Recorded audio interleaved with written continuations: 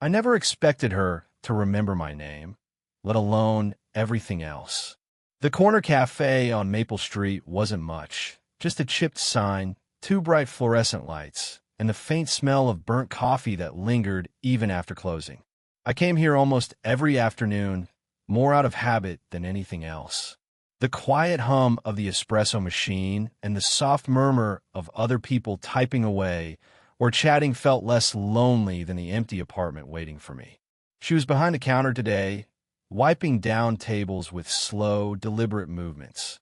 Her sleeves rolled up, strands of gray mixed with chestnut tucked behind her ears. I noticed how her fingers curled around the rag. A little nervous, maybe, or just tired. It was the kind of detail I caught only after looking too long, as if trying to memorize something I shouldn't. "Your usual?" she asked without looking up. The way she said it was like she'd been waiting for me. I nodded, settling onto a stool near the window. The bell above the door jingled, but it didn't distract me from the small smile she gave when she brought over the cup. It was quiet but genuine, like she was sharing a secret no one else knew. "You're still drinking that awful black coffee," she teased, placing the cup down with a soft clink. "It's not that bad," I said, watching her tuck a loose strand behind her ear again. There was something about the way she moved, patient, careful, that felt different from the usual rush I was used to. We shared a silence after that. I stared out the window, tracing the cracks in the pavement, while she wiped a smudge off the counter. It wasn't an uncomfortable silence, more like the kind that fills up the spaces words don't reach. I pulled my phone out, thumb hovering over a message I never sent. The words sat there, too simple, too complicated all at once. I didn't know what I wanted to say, just that I wanted to say something. She caught my glance and smiled again, softer this time. "You look like you have something on your mind." "Maybe," I admitted, folding the napkin in front of me into a neat square. My fingers trembled slightly, like they didn't know how much to reach out. She laughed quietly, the sound warm and low. "You're too young for this," she said suddenly, almost like a joke, but with something else hiding beneath the words. I blinked, trying to read her face. "Then why are you smiling?" Her eyes flicked toward her hands, then back to me. "Because sometimes it's the young ones who remind me what I forgot." The clock ticked somewhere in the background. Outside, the street lights blinked on. I felt a strange kind of calm settle in, like the moment was stretched thin between what was said and what wasn't. Before I left, she handed me a small slip of paper. "If you ever want to talk," she said.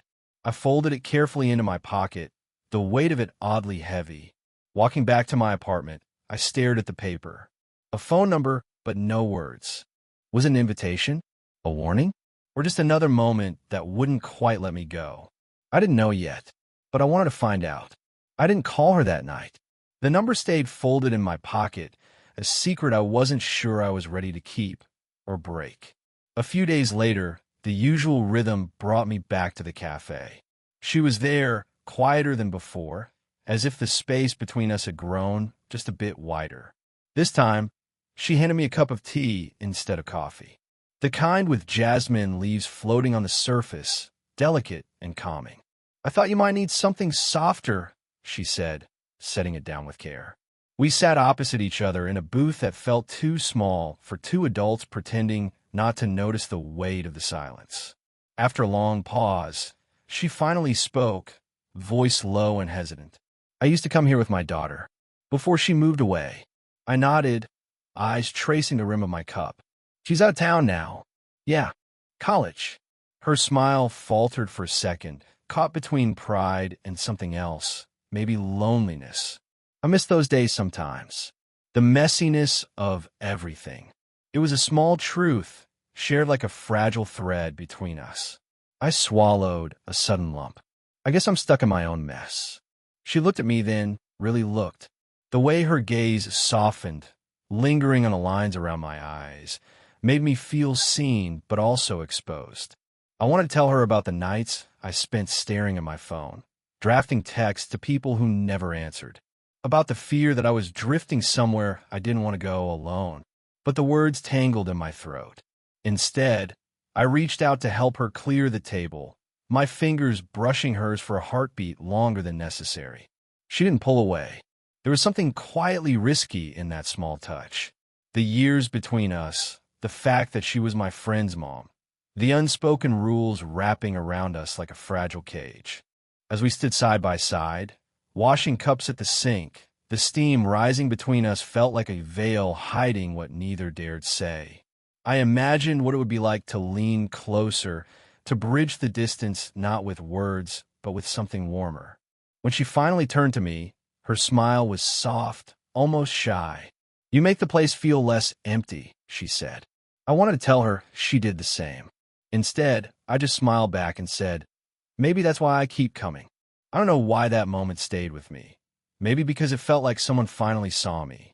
The next afternoon, I found her wiping down the counter again, the same slow, careful way.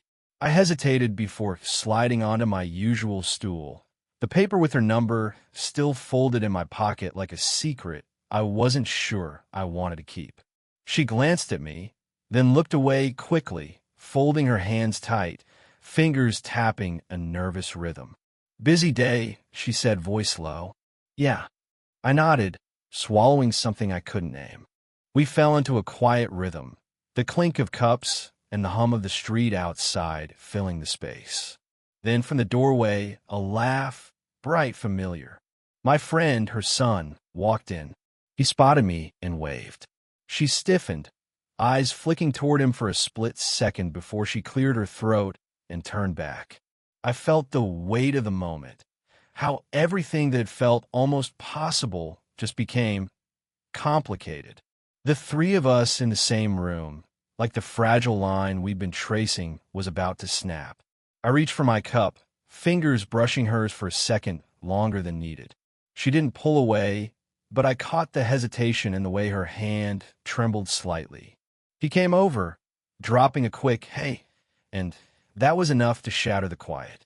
We exchanged 4 smiles, small talk that didn't quite reach the edges of what I wanted to say.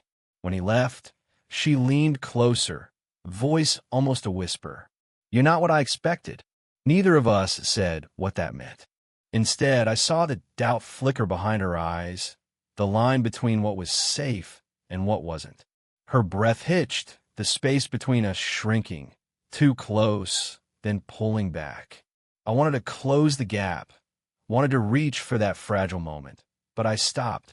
The words caught, unsaid. She looked away, fingers tracing a circle on the counter, and I knew the moment had passed. Or maybe he was just waiting.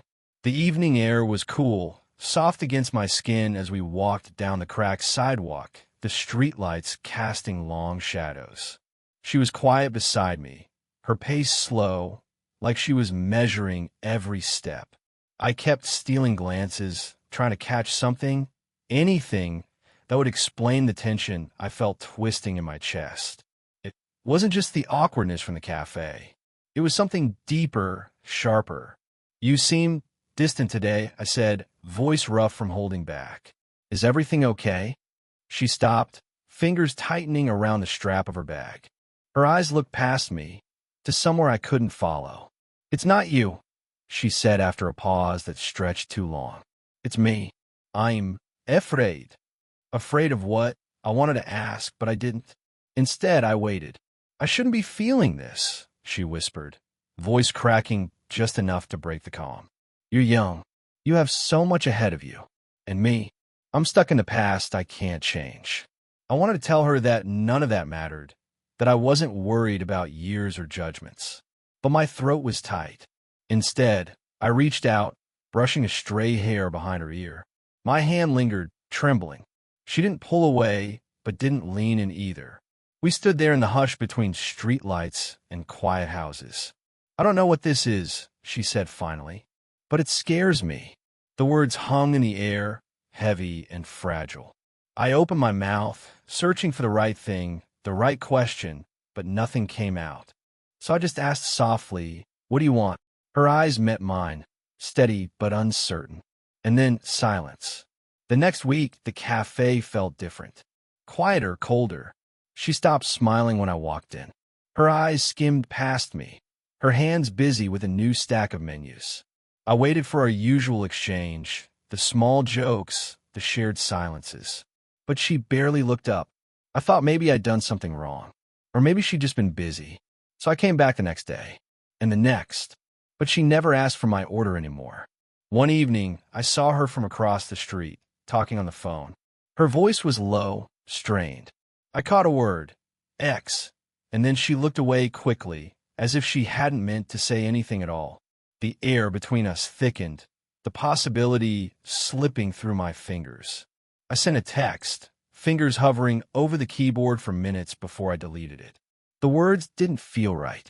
The weight of what I didn't know pressed heavier than what I did. I found myself at the cafe after closing one night, the door locked, a single chair pushed back from the table.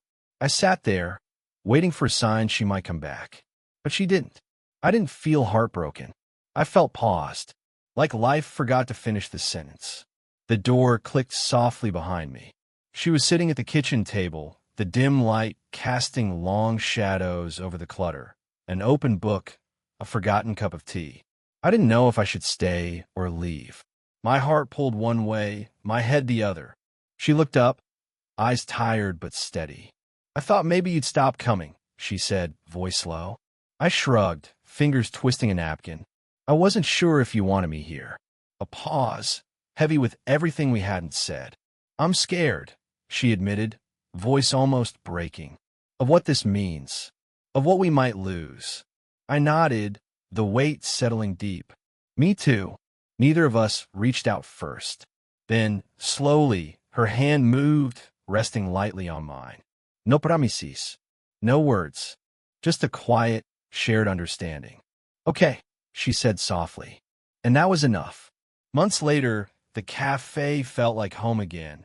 Not because everything had changed, but because we had. She still poured jasmine tea when I asked, though sometimes I'd surprise her with black coffee just to see the faint, amused flicker in her eyes. Our conversations were quieter now, filled with small jokes and pauses that didn't need filling. We'd sit on the park bench down the street at exactly 8:47 a.m., like a silent agreement, and watch the city wake up around us. There was no rush, no grand declarations. Just the steady rhythm of two lives learning to fit together without forcing it. I catch her smile sometimes when a certain song plays, or when the steam curls just right from a fresh cup. It's not perfect. There's still silences that hold questions, mornings where she hesitates before speaking. But it's ours, and maybe that's enough. I don't know when exactly the moment came. The one when I stopped wondering if it was too much, too soon, or just impossible.